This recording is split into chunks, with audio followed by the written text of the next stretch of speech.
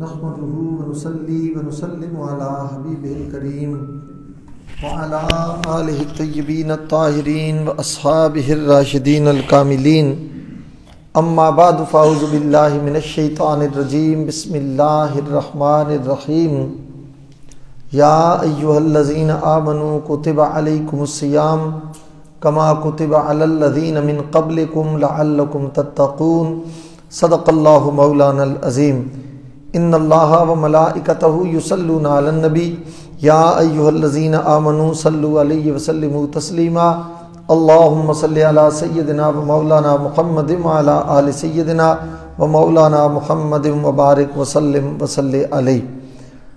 عن ابی ہریرہ رضی اللہ تعالی عنہ قال قال رسول اللہ صلی اللہ علیہ وآلہ وسلم من صام رمضان ایمانا و احتسابا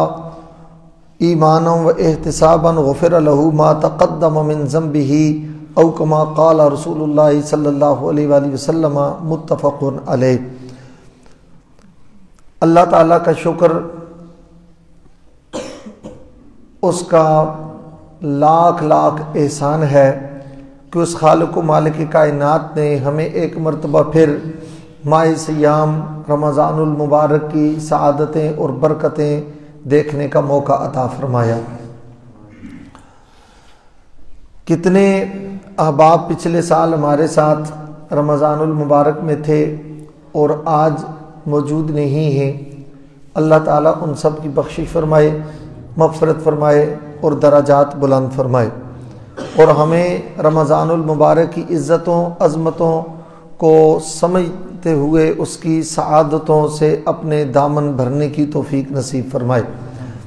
اللہ تعالیٰ نے قرآن پاک میں ارشاد فرمایا ہے کہ اے ایمان والو، تم پر رمضان کے روزے فرض کر دیے گئے ہیں جس طرح کہ تم سے پہلے لوگوں پر فرض کر دیے گئے تھے تاکہ تم تقوی اور طہارت حاصل کرو. رمضان المبارک کے روزوں کی فرضیت کا سبب اور اس کی وجہ اور اس کے اندر حکمت تو تقوی و طہارت ہے، قرب خدا بندی ہے، معرفت الہی ہے.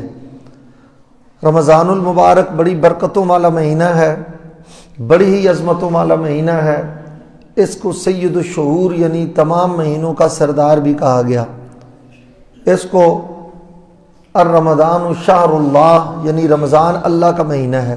مہینے تو سارے اللہ کے ہی ہیں، تو ظاہر اللہ نے ہی پیدا کیے ہیں، ایام اللہ نے بنائے ہیں، سارے مہینے اللہ کے ہی ہیں، مگر رمضان خاص طور پر اللہ تعالیٰ کی ذات اقدس کے ساتھ منسوب کرنے کی ایک وجہ یہ بھی ہے کہ جو اس میں اللہ تعالیٰ کی رحمتیں سب سے زیادہ اترتی ہیں، رب کی سب سے زیادہ مہربانیاں نصیب ہوتی ہیں، اللہ تعالیٰ کی بارگاہ سے بہت زیادہ کرم نوازیاں بندہ مومن کو نصیب ہوتی ہیں.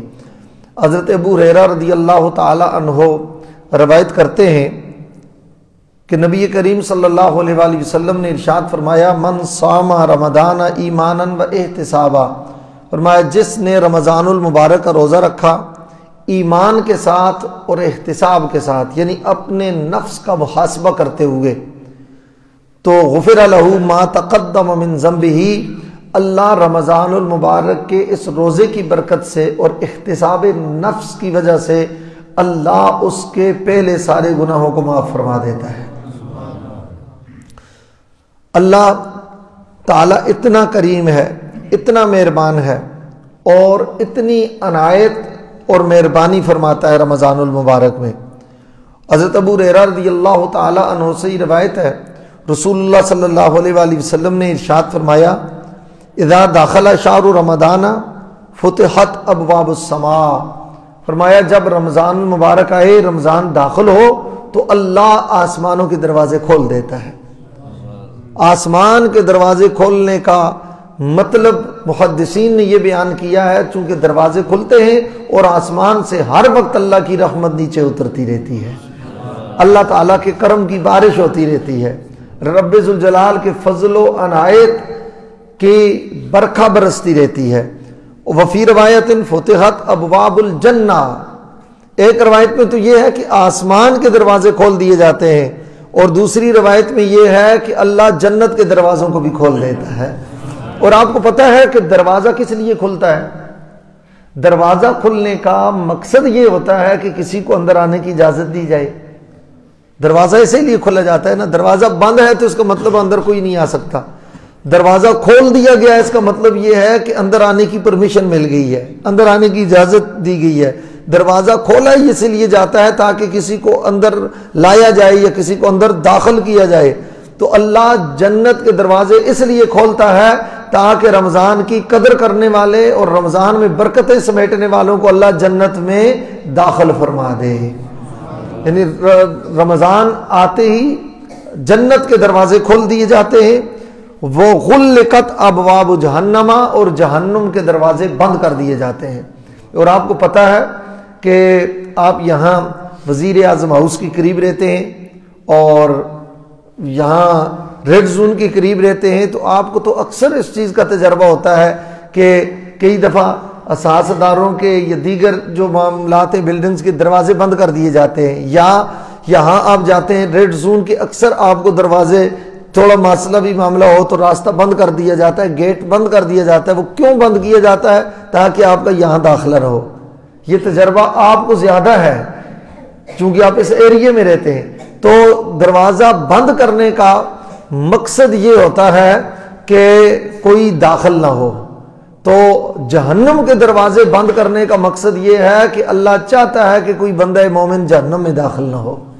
یعنی رمضان المبارک میں جہنم کے دروازے بند کرنے کا مقصد یہ ہے کہ کوئی جہنم میں داخل نہ ہو, اور جنت کے دروازے کھولنے کا مطلب یہ ہے کہ اللہ تعالیٰ جنت کے دروازے کھول کر اپنے بندوں کو, نبی پاک صلی اللہ علیہ وآلہ وسلم کو یہ دعوت دے رہا ہوتا ہے. اس کی رحمت یہ بلا رہی ہوتی ہے کہ اللہ نے تمہارے لیے جنت کے دروازے کھول دیے ہیں. اب جو بھی رمضان کی قدر کر کے آسانی سے جنت میں داخل ہونا چاہتا ہے, اللہ نے اس کے لیے دروازے کھول کے رکھ دیے ہیں.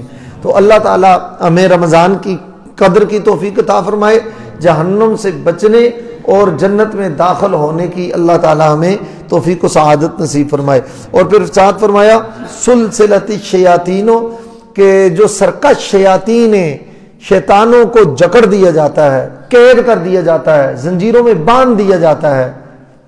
شیطان قید ہو جاتے ہیں, اگر اس کے باوجود بھی لڑائی جاری رہے, فتنے جاری رہے, فساد جاری رہے, اور ایک دوسرے کا حق مارنا جاری رہے, ذخیرہ اندوزی جاری رہے, گرام فروشی جاری رہے, ملاوٹ جاری رہے, اور جتنے بھی یہ اعمال بد ہیں وہ جاری رہیں, تو پھر اس کا مطلب یہ ہے شیطان تو قید ہو چکا ہے, مگر شیطان اپنی صحبت میں کچھ لوگوں کو ایسا مضبوط اپنا نائب بنا کر چلا گیا ہے کہ شیطان نہ بھی ہو تو یہ اس کی عدم موجودگی میں خود کام چلا لیتے ہیں.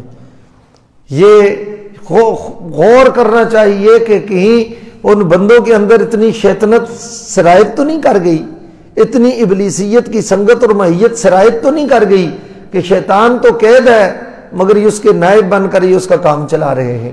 اللہ تعالیٰ شیطان سے بھی محفوظ رکھے اور شیطانی اثرات سے بھی محفوظ رکھے.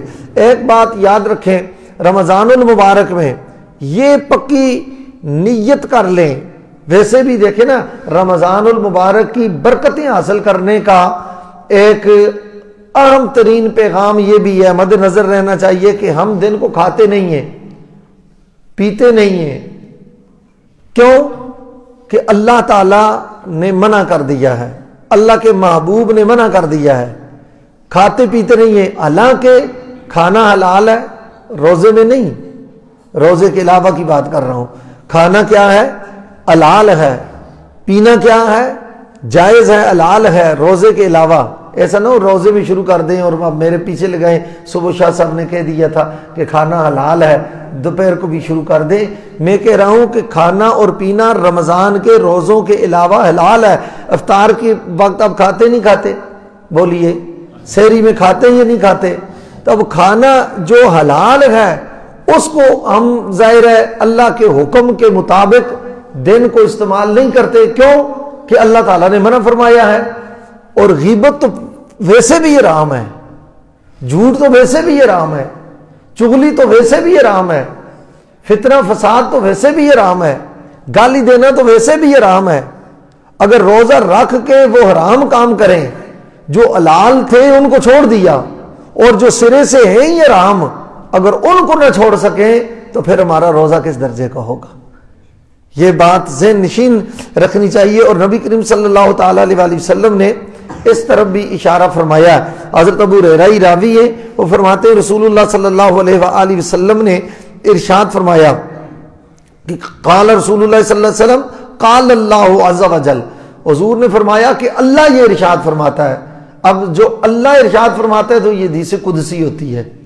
حدیث قدسی وہ ہوتی ہے جو فرمان خدا کا ہو، زبان مصطفیٰ کی ہو، یعنی اللہ تعالیٰ کا ارشاد ہو اور نبی پاک صلی اللہ علیہ وسلم بیان فرمایا کل عمل ابن آدم لہو الا الصیام، فرمایا ابن آدم کا، میرے بندے کا ہر عمل اس کے لیے ہے، اس کے اپنی ذات کے لیے، الا الصیام، مگر روزہ وہ میرے لیے ہے۔ فإنہ لی وأنا اجزی بہ، روزہ میرے لیے ہے اور میں ہی اس کی جزا اور بدلہ دینے والا ہوں۔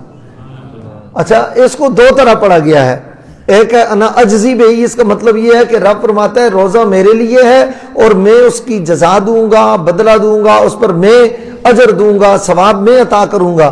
اور دوسرا اس کو مجہول پڑھا گیا وانا اجزا بہی، اس کا مطلب یہ ہے کہ روزہ میرے لیے ہے اور اس کا بدلہ میں خود ہوں، اس کی جزا میں خود ہوں، یعنی روزہ دار کو باقی نیک کام پر جزا ملے گی اور روزہ رکھنے والے کو معرفت خدا ملے گی، وہ اللہ کا قرب مل جائے گا، اور جب اللہ مل جائے گا تو ساری چیزیں مل جائیں گی، ساری نعمتیں مل جائیں گی۔ تجھ کو تجھی سے مانگ کر مانگ لی ساری کائنات، مجھ سا کوئی گدا نہیں تجھ سا کوئی سخی نہیں۔ فرمایا وَالصِّيَامُ جُنَّةٌ، اور روزہ ڈھال ہے۔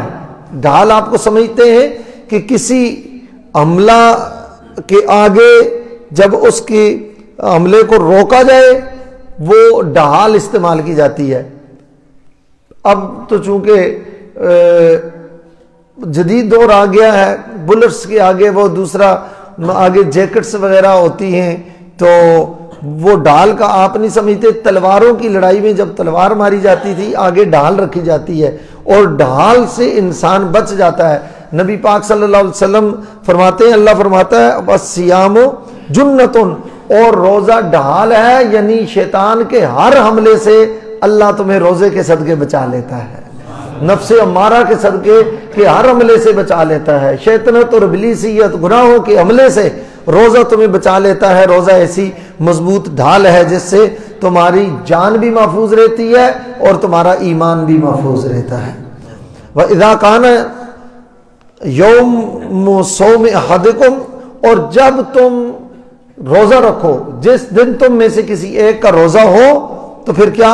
فلا یرفس ولا یسخب، تو اسے چاہیے نہ وہ فحش کلامی کرے، نہ گندی گفتگو کرے، نہ غلیظ بات کرے، اور اس میں سب آ جاتا ہے، جھوٹ آ جاتا ہے، غیبت ہے، دل آزاری ہے، فحش کلامی ہے، یاوہ گوئی ہے، دروغ گوئی ہے، ہر قسم کی گفتگو جس کو اسلام نے منع کیا ہے، سنت مصطفیٰ میں جس کی ممانعت آئی ہے، ایسی گفتگو کرنے سے منع فرما دیا گیا، وہ نہ کرے اور نہ جھگڑا کرے۔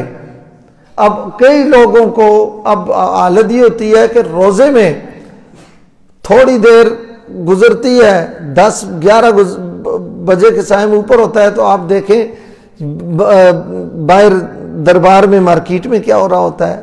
آپ اسلام آباد میں مختلف جگہوں پہ جاتے ہیں کام کرنے کے لیے، ڈرائیور لڑ رہے ہوتے ہیں، دکاندار لڑ رہے ہوتے ہیں، دیگر لوگ مزدور مستری سے لڑ رہا ہوتا ہے، مستری مزدور سے لڑ رہا ہوتا ہے۔ یہ کیا ہے؟ روزہ تو صبر سکھاتا ہے، روزہ تو برداشت سکھاتا ہے۔ اور پھر کئی ایسے ہوتے ہیں کہ چھوٹوں پر سختی کرتے ہیں، وہ کہتے ہیں جی میرا بلڈ پریشر ہائی ہو گیا ہے۔ یہ بلڈ پریشر بھی بڑا سیانہ ہے، تگڑے بندے کے سامنے ہائی نہیں ہوتا، کسی افسر کے سامنے ہائی نہیں ہوتا، کسی جاگیردار سرمایہ دار کے سامنے ہائی نہیں ہوتا، غریب پر ہی ہائی ہو جاتا ہے، چھوٹے پر ہی ہائی ہو جاتا ہے۔ وہی کسی بڑے پر آئی ہو تو پتہ چلے نا، کبھی جا کر کسی افسر پر آئی ہو تو پھر سمجھ آئے اس کا مطلب ہے یہ بلڈ پریشر نہیں، یہ اندر کی ایک یہ میں تو یہی کہتا ہوں یہ کمینگی ہوتی ہے اندر کے، وہ ایک بغض والی بات ہوتی ہے، وہ غرور اور تکبر استکبار تعلی ہے جس کا نام ہم نے بلڈ پریشر رکھ کے جو ہے اس کا رخ موڑنے کی کوشش کی ہے۔ نبی کریم صلی اللہ علیہ وآلہ وسلم کا فرمان میرے اور آپ کے پیش نظر رہنا چاہیے۔ حضور نے فرمایا جس نے اپنے بڑوں کی عزت نہ کی اور چھوٹوں پر شفقت نہ کی تو وہ ہم میں سے نہیں ہے۔ لہذا اپنے نفس امارہ کی یہ جو جولانی ہے اس کو بلڈ پریشر کا نام نہیں دینا چاہیے۔ رمضان المبارک ہی لوگ کہتے ہیں اس کو جی روزہ لگ گیا ہے، میں تو آج تک اس جملے کا مطلب میں نہیں سمجھ سکا۔ بھائی روزہ لگ گیا ہے کیا مطلب؟ روزہ کوئی کرنٹ ہے جو لگ گیا ہے؟ روزہ تو ایک نور ہے، روزہ تو اللہ کی معرفت کا ذریعہ ہے، قرب خدا بندی کا ذریعہ ہے، سنت مصطفیٰ کی ادائیگی ہے، اللہ رسول کے قریب کر دیتا ہے۔ جب بندے کو روزہ ہوتا ہے اس کا تو دل روشن ہے، دماغ روشن ہے، روح روشن ہے، اس کی روح کو سکون ہے، فرت ہے، انبساط ہے، دل کو قرار ہے۔ تو روزہ تو صبر سکھاتا ہے۔ نبی علیہ السلام نے فرمایا وَشَعْرُ الصَّبْرِ لَيْسَ جَزَاهُ إِلَّا الْجَنَّةُ، او کما قال نبی صلی اللہ علیہ وآلہ وسلم، فرمایا روزہ جو ہے یہ صبر کا مہینہ ہے اور صبر کا اللہ کی بارگاہ میں اجر جنت کے علاوہ اور کچھ بھی نہیں ہے۔ اور نبی علیہ السلام نے ارشاد فرمایا فَإِنْ صَابَهُ أَحَدٌ أَوْ قَاتَلَهُ، اگر تم میں سے کوئی کسی کو کوئی گالی دے دے نا، تم نے روزہ رکھا ہوا ہے، کوئی تمہیں گالی دے دیتا ہے یا تم سے لڑتا ہے جھگڑتا ہے تو کہہ دو، تم کہو اِنِّ امْرُؤٌ صَائِمٌ، میں ایسا شخص ہوں جس نے روزہ رکھا ہوا ہے۔ فرمایا سن لو، تم یہ کہہ دو گے تو اللہ کی رحمتیں تمہیں نصیب ہو جائیں گی، اللہ کی عنایتیں اور اللہ کے لطف و کرم تجھے اپنے سایہ نور میں لے لیں گے۔ اور سرکار نے فرمایا والذی نفس محمد بیدہ، مجھے اس اللہ کی عزت کی قسم کہ محمد مصطفیٰ کی جان جس کے قبضہ قدرت میں ہے، لخفوف فم الصائم اطیب عند اللہ من ریح المسک، روزہ دار جب روزے کی حالت میں ہوتا ہے اس کا معدہ خالی ہوتا ہے، جب معدہ خالی ہو تو منہ سے ایک سمیل سی آتی ہے، ایک بو سی آتی ہے۔ فرمایا سن لو جب تم روزے کی حالت میں ہو اور تمہارا معدہ خالی ہو اور تمہارے منہ سے آنے والی وہ جو سمیل اور ایک بو ہے نا، وہ اللہ کے نزدیک اتنی پسندیدہ ہے کہ اللہ کے نزدیک کستوری کا وہ درجہ نہیں ہے، مشک و عنبر کا وہ درجہ نہیں ہے جو روزہ دار کے روزے کی وجہ سے منہ سے آنے والی اس بو کا ہے۔ یعنی اللہ تعالیٰ اتنا روزے دار پر کرم فرماتا ہے۔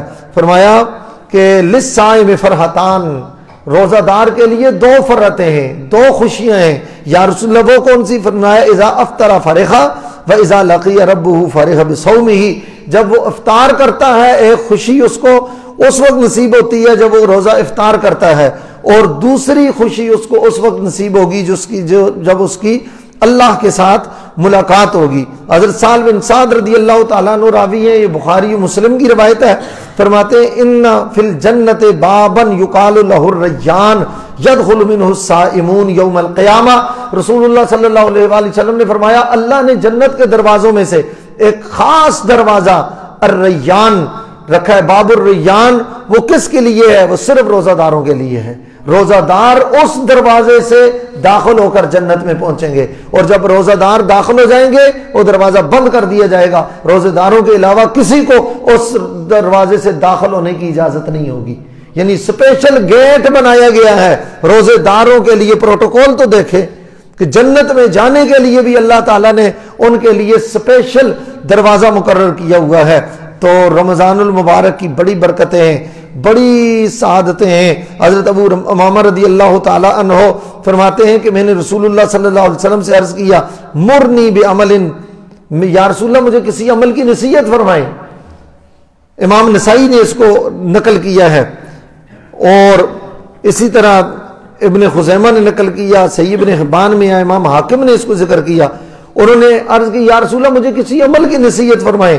فرمایا علیک بالصوم، تجھ پہ لازم ہے کہ تو روزہ رکھ، فإنہ لا عدل لہ، اس لیے کہ کوئی عمل خیر روزے کے برابر نہیں ہو سکتا۔ یعنی روزے کی اتنی بڑی برکت ہے۔ قلت یا رسول اللہ مرنی بعمل، میں نے عرض کی یا رسول اللہ مجھے کسی اور کام کی نصیحت فرما دیں، کوئی اور بھی فرما دیں، فرمایا فَإِنَّ عَلَيْكَ بِالصَّوْمِ فَإِنَّهُ لَا عِدْلَ لَهُ، فرمایا میں تمہیں پھر یہی نصیحت کرتا ہوں کہ روزہ رکھو، اس لیے کہ کوئی عمل روزے کا درجہ حاصل نہیں کر سکتا، اس لیے کہ باقی عملوں پر جزا ملتا ہے، روزے پر خدا ملتا ہے، روزے پر تو اللہ تعالیٰ قرب ملتا ہے، اللہ تعالیٰ کا قرب نصیب ہوتا ہے۔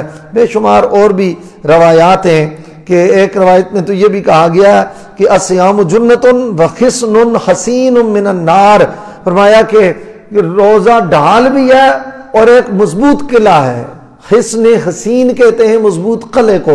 ایک دعاؤں کی کتاب بھی ہے مشہور حصن حسین، کہ یہ اس کو ہا سواد نون ہے، کہ یہ اس کو حسن حسین پڑھتے ہیں، وہ حسن حسین نہیں ہے، وہ حصن حسین ہے۔ اس کا مطلب یہ ہوتا ہے مضبوط قلعہ، یعنی وہ دعاؤں کا ایسا مضبوط قلعہ ہے، بندہ اس میں اللہ کی رحمت کے سائے میں آ جاتا ہے۔ ٹھیک ہے، تو روزہ بھی ایسا مضبوط قلعہ ہے۔ اللہ تعالیٰ ہمیں رمضان کی قدر کی توفیق عطا فرمائے۔ دیکھیں نا برکتیں ہیں نا رمضان کی، تو آگے پیچھے بھی تو نماز فجر ہوتی ہے، مگر دیکھیں نا آج کتنی برکت ہے، پوری مسجد بھری ہوئی ہے، تراویح کے بعد مسجد بھری ہوتی ہے، باہر تک ماشاءاللہ نمازی موجود ہیں۔